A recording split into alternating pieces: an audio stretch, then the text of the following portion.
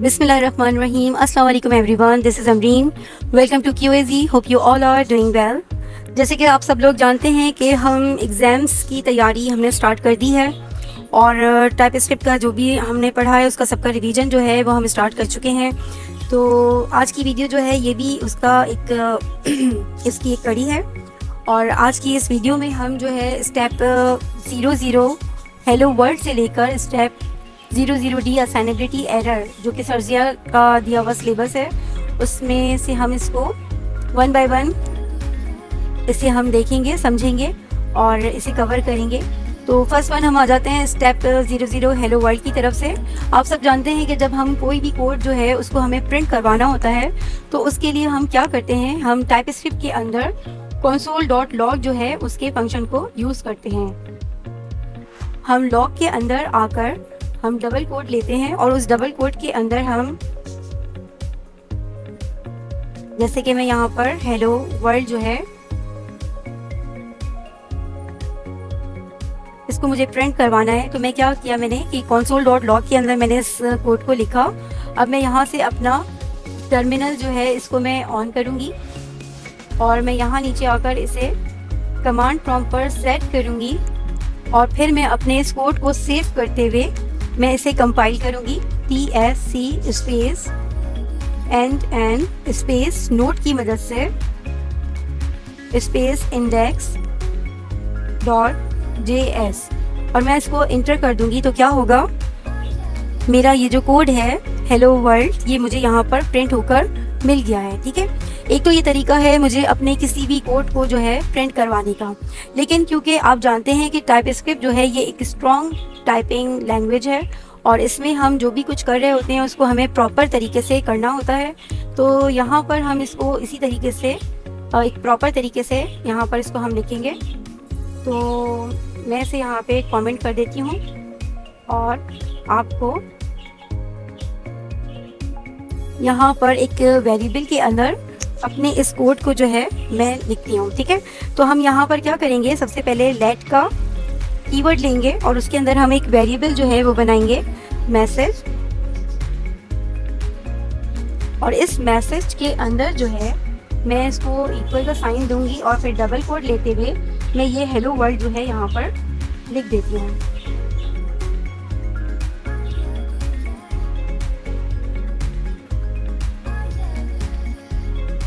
ठीक है, अब मैं यहाँ बाहर आकर इसे मैं सेमीकोलन लगाकर मैंने बंद किया और कंप्लीट की अपनी लाइन को और उसके बाद फिर मैं यहाँ नीचे आ रही हूँ और नीचे आने के बाद मैं यहाँ क्या करूँगी कि मैं यहाँ पर लॉग जो है फंक्शन अप्लाई करूँगी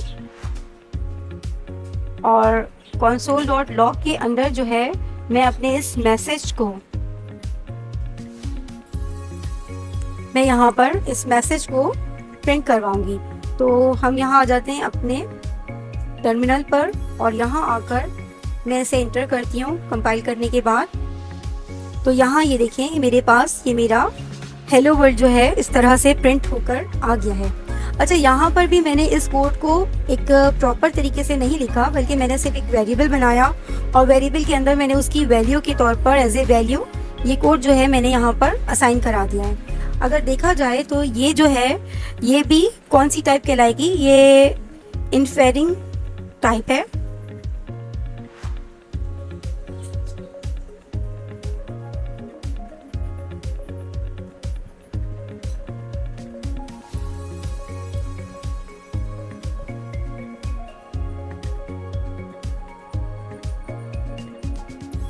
ठीक है, अच्छा इन्फेरिंग टाइप क्या होती है? इन्फेरिंग टाइप से मुराद वो वाली डेटा टाइप वो चीज़ होती है, वो वाला कोड हम कहना चाहिए इसको, कि जिसके अंदर हम कुछ लिखते तो हैं मगर हम उसके अंदर अपने उस जो हमारा कोड होता है उसकी डेटा टाइप को हम नहीं बता रहे होते और बस हमने एक वेरिएबल बनाया और उस वेरिएबल के साथ हमने उसकी वैल्यू में जो भी चीज़ हमने लिखनी थी वो हमने यहाँ पर लिख दी। लेकिन अगर हम यहाँ पर भी अपने वेरिएबल के ऊपर जाएंगे और मैं अगर अपना कर्सर रखूँगी तो ये यहाँ देखें आपको मेरे वेरिएबल की जो डेटा टाइप है स्ट्रिंग यहाँ आपको लिखी हुई नज़र आ जाएगी।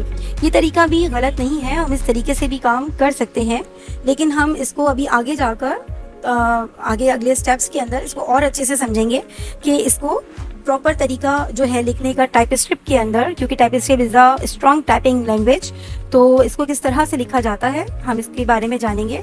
तो हम अब आगे बढ़ते हैं। नेक्स्ट वाला जो है इसके अंदर इन्होंने हमें बताया स्टेप 00A के अंदर यहाँ पे जेसन ऑब्जेक्ट्स के बारे में जिक्र किया है। जेसन ऑब्जेक्ट के बारे में अगर हम देखें और हम अगर सर जिया जो हैं उनकी रेपो पर जाते हैं तो यहाँ मैं आपको इसको ओपन करके दिखाती हूँ। यहाँ इन्होंने हमें readme.md की एक फ़ाइल दी है और यहाँ पर अगर मैं नीचे आती हूँ तो यहाँ इन्होंने जेसन ऑब्जेक्ट जो है इसको कंप्लीट डिस्क्राइब किया है।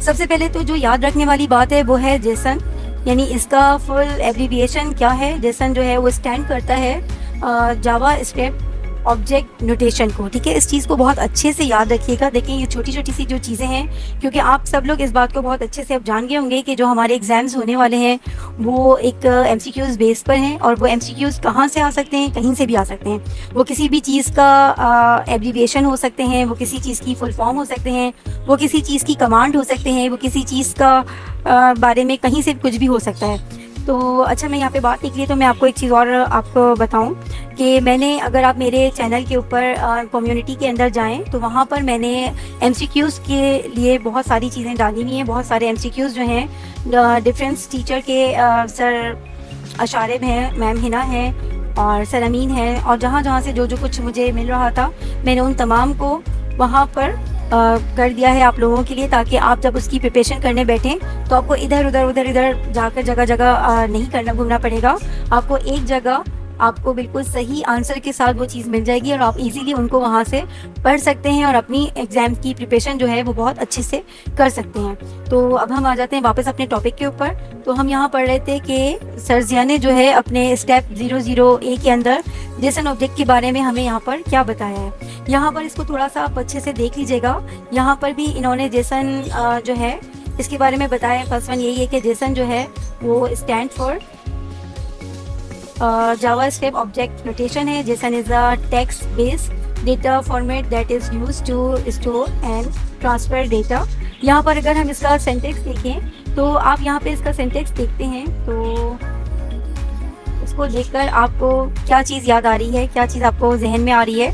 अगर आप इसे देखें तो इसको इस तरह से कर्ली ब्रेसेस के अंदर, इन्वर्टेड कॉमास के अंदर जिस तरह से ये की वैल्यूज़ में लिखा हुआ है, तो यहाँ पर ऑब्जेक्ट्स जो है ये उसको सिमिलर कर रहा है, ठीक है। जब हमने ऑब्जेक्ट्स को पढ़ा था, आपको अगर याद होगा, तो यहाँ पर ऑब्जेक्ट्स की जो है वो फीलिंग आ रही है। But wait, is JSON is similar to JavaScript object, but answer is no. यहाँ पे वो इस बात को खुद ही वेरीफाई कर रहे हैं। ये कह रहे हैं कि जेसन जो है वो जावा स्क्रिप्ट ऑब्जेक्ट की तरह नज़र तो ज़रूर आ रहा है, बट इट इज़ नो, ये जावा ऑब्जेक्ट हरगिज़ नहीं है, क्योंकि जावा स्क्रिप्ट ऑब्जेक्ट जो है वो कंटेंट फंक्शन जो है वो उनके ऊपर अप्लाई हो सकते हैं। जब हम ऑब्जेक्ट्स को कर रहे होते हैं तो हम उसके ऊपर फंक्शंस जो हैं, कंडीशंस जो हैं, हम तमाम चीज़ों को, पैरामीटर वगैरह भी सेट कर लेते हैं, चीज़ें हम कर लेते हैं उसके ऊपर। मगर जेसन जो है ये एक फ़ाइल के अंदर लिखा हुआ एक पूरा कोड होता है जिसके अंदर हम अपने काम करने की चीज़ों को जो है डिस्क्राइब कर रहे होते हैं, मगर हम इसमें किसी भी किस्म का कोई फंक्शन वगैरह जो है वो हम इस पर अप्लाई नहीं करते। इसके अलावा जो है ऑब्जेक्ट जो है वो यहाँ पर हमें बता रहे हैं कि JavaScript object can only be use in JavaScript, but JSON can be created and used by other programming languages। कि जेसन जो है वो और बहुत सी लैंग्वेजेस के अंदर जो है इनको यूज़ किया जाता है। तो इसको आप बहुत अच्छे से ज़रा सा देख लीजिएगा। इसके अंदर लिखी हुई तमाम चीज़ों को अगर आप एक नज़र गुजार लेंगे तो इसमें क्या होगा कि आपके लिए बहुत सारी चीज़ें आसान हो जाएंगी, स्पेशली जब MCQs वगैरह के हिसाब से आप इनको थोड़ा नोट डाउन कर लीजिएगा तो ये आपको वहाँ पर हेल्पफुल करेंगी।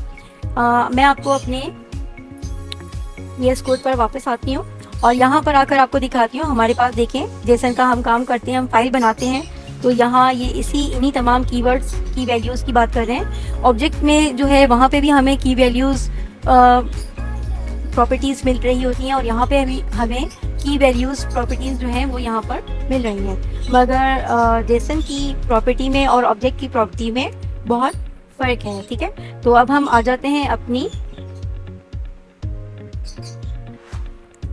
TS की फाइल के ऊपर और हम थर्ड वन जो है वो देख लेते हैं। यहाँ पर ये बात हो रही है स्टेप 00B के अंदर सिंटैक्स एरर की। तो सिंटैक्स एरर क्या होता है?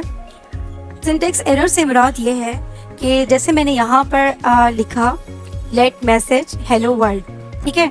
अब अगर मैं यहाँ पर अपने इस सिंटैक्स के अंदर, इस लेट के अंदर में अगर एक टी के बजाय 2 डबल टी कर दूँ, 2 दफ़ा लिख दूँ टी को, तो यहाँ देखें ये मुझे एरर शो कर रहा है। अब इस एरर के ऊपर अगर मैं जाऊँ तो यहाँ ये मुझे यहाँ पे ये मुझे रोक रहा है और ये कह रहा है कि ये जो है can not find name let LETT, ठीक है। ये मुझे इसको मना कर रहा है कि ये उसको समझ नहीं आ रही, अंडरस्टैंड नहीं कर पा रहा। तो ये हमारा सिंटैक्स एरर है, ठीक है। अगर इसके अलावा इसी चीज़ को अगर मैं इस तरह से भी करूँ कि यहाँ जो मैंने मैसेज लिखा हुआ है अपने वेरिएबल का, उसका m मैंने स्मॉल रखा हुआ है, लेकिन जब मैं उसको कंसोल करने जाऊँ और उसको कंसोल कराते वक्त अगर मैं इसको स्मॉल के बजाय कैपिटल में लेकर आ जाऊँ, यानी अपर केस में मैं इस मैसेज का m लिख दूँ, तो देखिए यहाँ पे भी ये मुझे एरर शो कर रहा है क्योंकि ये इसको अंडरस्टैंड नहीं कर पा रहा, ये इसको डिक्लेयर नहीं कर पा रहा। तो ये हमारा क्या है? ये हमारा सिंटैक्स एरर है, ठीक है। तो इसको मैं यहाँ पर सही कर देती हूँ। और अब हम आ जाते हैं अपने स्टेप 00C यानी कि टाइप एरर की तरफ। टाइप एरर के लिए मैं इसे यहाँ से कमेंट कर देती हूँ और इसे यहाँ से इसे नीचे।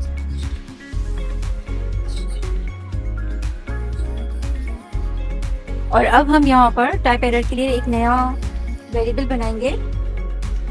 लेट के कीवर्ड के अंदर मैं यहाँ पर एज के नाम से अपना वेरिएबल बना रही हूँ और जिसकी डेटा टाइप जो है मैं यहाँ पर नंबर दे देती हूँ। और अब यहाँ मैंने क्या किया, मैं यहाँ पर डेटा टाइप जो है मैं नंबर दे रही हूँ, ठीक है। और मैं यहाँ पर स्ट्रिंग कर यानी डबल कोट कर मैं यहाँ पर अगर लिखना चाहूँ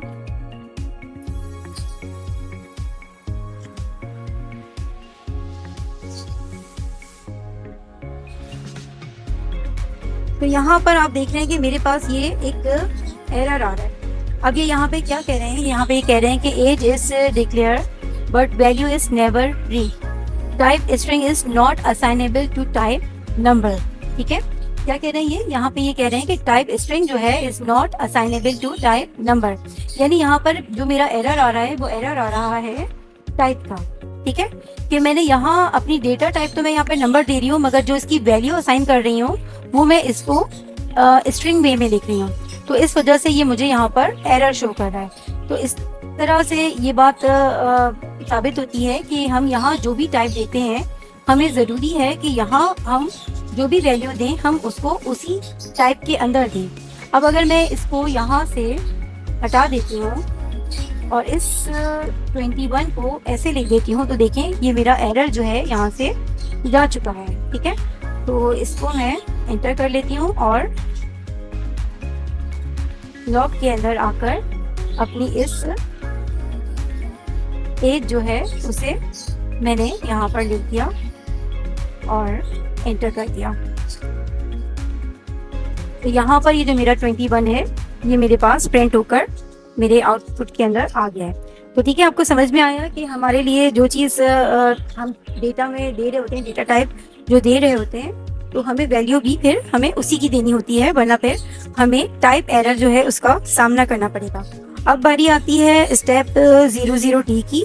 यहाँ पर बात हो रही है असाइनेबिलिटी एरर की। अब असाइनेबिलिटी एरर क्या है? असाइनेबिलिटी एरर देखें वो भी बिल्कुल इसी तरह से ही है कि इसमें यहाँ पर मैंने एक जो वेरिएबल बनाया है एज का, इसके अंदर मैंने असाइन कराई है वैल्यू इसकी 21। अब अगर मैं इस वैल्यू को रीअसाइन करना चाहूँ, यानी दोबारा से इसको मैं इस एज को जो है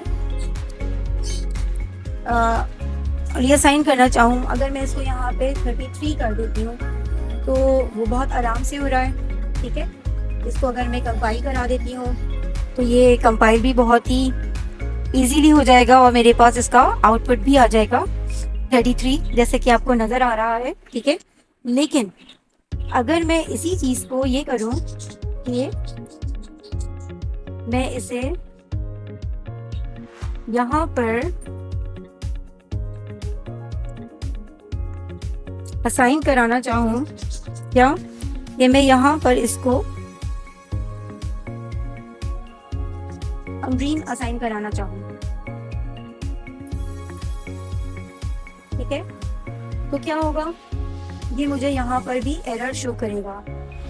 ठीक है, ये यहाँ पर मुझे यहाँ पर भी एरर शो करेगा। अब यहाँ पे ये एरर क्या कर रहा है, यहाँ पे भी मुझे ये यही कह रहा है कि type string is not assignable to type number, मतलब कि असाइनेबिलिटी के अंदर भी ये मुझे मना कर रहा है कि आपने जो डेटा टाइप दी है आप उसके अंदर ही रीअसाइन कर सकते हैं, अदरवाइज इसके अलावा कोई दूसरी टाइप आप यहाँ पर यूज़ नहीं कर सकते। मैंने फर्स्ट वन जो किया, मैंने नंबर के वेरिएबल के अंदर, एज के वेरिएबल के अंदर नंबर डेटा टाइप दी और उसको 21 असाइन कराया, और जब उसको रीअसाइन किया तो मैंने उस एज के अंदर 33 लिखा, जो मुझे बहुत इजीली इन्होंने यहाँ पर प्रिंट करके दे दिया। लेकिन मैंने इसको अगेन इसको मैंने रीअसाइन करना चाहा कि मैं यहाँ पर इस एज के अंदर अमरीन लिख दूँ, या अगर मैं इसको यहाँ पे 33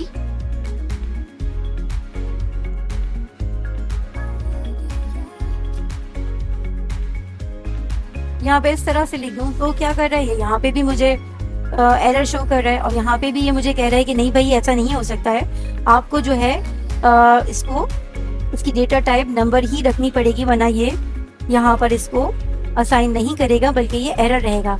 टाइप स्ट्रिंग जो है is not assignable to type number. तो इसके लिए मुझे यहाँ से इसको हटाना पड़ेगा, और हटाने के बाद मुझे यहाँ पे क्या करना पड़ेगा, मुझे यहाँ पर इसे कोई भी नंबर ही जो है वो मुझे असाइन करना पड़ेगा। 45 लिख दूँ, 33 लिख दूँ, 21 लिख लूँ, कुछ भी जो चाहे, जो कुछ भी मैं लिखूँ वो मुझे नंबर में ही यहाँ पर लिखना पड़ेगा। तो होप कि आप लोगों को ये चीज़ें जो हैं बहुत अच्छे से समझ में आ गई होंगी। हेलो वर्ल्ड जो है वो किस तरह से हमने कंसोल करवाया, उसको हमने डायरेक्ट भी करके देखा, हमने उसको वेरिएबल के अंदर लिख के भी देखा, फिर जेसन ऑब्जेक्ट्स क्या होते हैं उसके बारे में हमने देखा, फिर सिंटैक्स एरर जो होता है वो क्या होता है, कि अगर हम उसके अंदर स्पेलिंग मिस्टेक कर देते हैं, कैपिटल जो है उसको हम अपर केस या लोअर केस के अंदर लिख देते हैं, तो हमें सिंटैक्स एरर जो है उसका सामना करना पड़ता है। टाइप एरर हमने देखा, टाइप एरर के अंदर क्या होता है कि हमने डेटा टाइप कुछ दी हुई है और उसकी वैल्यू हम कुछ दे रहे हैं तो भी हमें एरर हमें मिलता है। असाइनेबिलिटी एरर हमने चेक किया कि असाइनेबिलिटी एरर के अंदर हमने डेटा टाइप कुछ दी हुई है और उसको जब रीअसाइन करवाया और हमने उसको किसी और डेटा टाइप के अंदर रीअसाइन कराना चाहा तो इसने हमें यहाँ पर ऑब्जेक्शन जो है वो दे दिया और हमें स्टॉप कर दिया कि नहीं भाई ऐसा नहीं हो सकता, आपको अगर इसको रीअसाइन करना ही है तो आपको वहाँ पे वापस जाकर उसकी जो डेटा टाइप आपने दी है आप उसको उसी के अंदर ही रीअसाइन करवाइए, इसके अलावा जो है वो उसको एक्सेप्ट नहीं करेगा।